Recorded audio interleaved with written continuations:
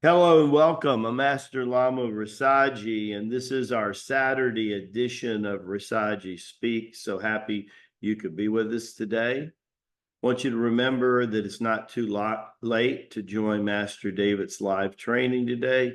So you can go to thecircleofchi.com, click on training, and just scroll down and join his class. He'd love to see you there. It's very powerful.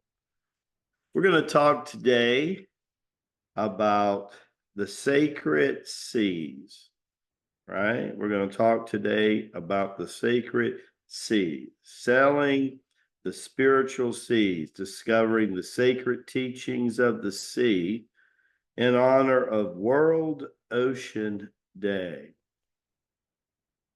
My son Chen's always had a real affinity toward the sea and marine life and dolphins, and sharks, and porpoises. When you think about the spirit of a lot of the people like Christopher Columbus, Ferdinand, Magellan, what did they have in common with them? There was this discovery. They were like this pioneer. Heck, you had people who had the faith to sail around the world to discover new frontiers when some of them still thought the earth was flat, that you'd go so far and fall off. But buddy howdy, they wanted to go experience that. That's like really wild when you think about that.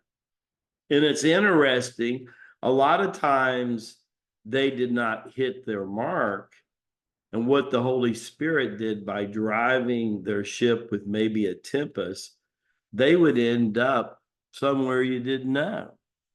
There was this incredible Okinawan individual by the name of Yako who used to trade between China and Okinawa hundreds and hundreds of years ago.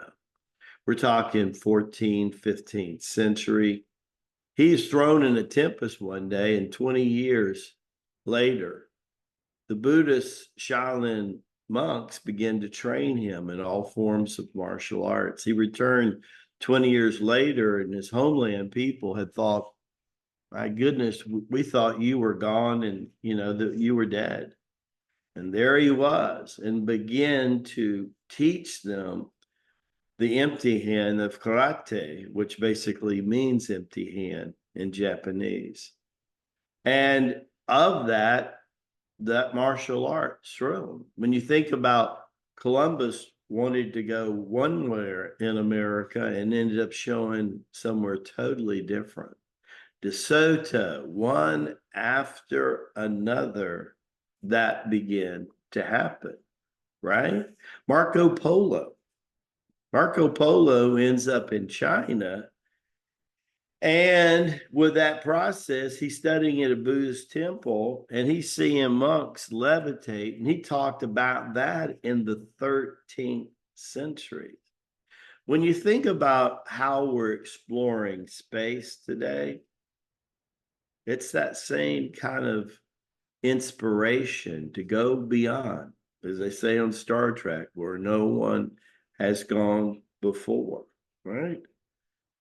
There is this element of our spirit that is so bold and adventuresome to want to inspire to do greater things. We look up at the stars and we wonder what's really behind that majestic sky. We sail the ocean's fronts. We wonder what's going on. Imagine what early astronauts that were traveling around the Earth thought when they saw Mount Kailash for the first time. And out of Mount Kailash, rays of light of 7 to 8 different colors coming up. Imagine what the astronauts thought about that when they see that. Interestingly, when you examine our energy body, it's all made up of all the celestial things, the things that we feel in the ocean. My massage therapist is now in his middle 40s, and he's one of the most profound massage therapists I've ever had. Was a plumber by trade years ago, about 10 years ago, decided to become, has some of the strongest hands and fingers I've ever seen. But he's a real neat soul. There's a lot of purity in his soul, right? And I come to find out he's been surfing since he was like 12, 13 years old. Recently, he took his son and he went to Costa Rica. And he said he could tell his son was kind of scared to get in the water. But little by little, his 44, 45-year-old dad was jumping on the surfboard and acting like he was 13 and 14 years old. Well, the son couldn't have that. Dad, teach me how to do that. So they were surfing together for a better part of a week. Costa Rica, boy, that name keeps coming up, right? Costa Rica, Costa Rica. So it was amazing. Now they come back to Florida. Now the son wants to surf. It's amazing what really happens to people when they're inspired in a certain way.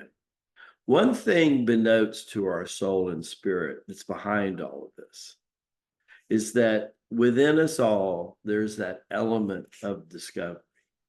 Within us all, there's also that element of being a pioneer, being the first to do that. But in order to do that, you have to have a bold, adventuresome spirit to be able to do that.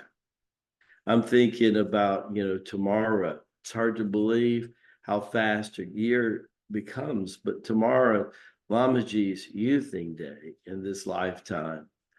I'm really excited about it, but it's wild to watch it go by. It's hard to believe, the planet and the sun and what 360 days a year does. But it's amazing to watch what has happened. It's an eye blink and it's over. But that pioneer spirit, that part of us that wants to be bold and adventuresome, that's really into discovery, really the spirit of Ferdinand, Magellan, Christopher Columbus, and De Soto, and Marco Polo. It's within all of us, right? And today we're doing that with the astronauts in space. Where will we go next? Right here. Right here, because this is where pioneers and discoverers saying, I want to go and experience things in my spiritual body. For in my soul, Lamaji, I am free, and free indeed is what we shall be. Because being a pioneer and being a discoverer always reminds us of the richness of who and what our legacies truly are. And brothers and sisters, our legacy is that we're one of the 144,000 of Abba's original family. What are we going to discover the next few years? It was definitely 2024, where we learned to soar. But in 25, we will have arrived. What will be your destination when you arrive? Hit us up in the comments section. God be with us all. Baraka Bashai to you and your glorious family. Enjoy your weekend. Worship your God. Support your family. Hug them hard. And I'll see you bright and early Monday. I'll have some really interesting news to share with you. Don't be late. God bless you all. See you really soon.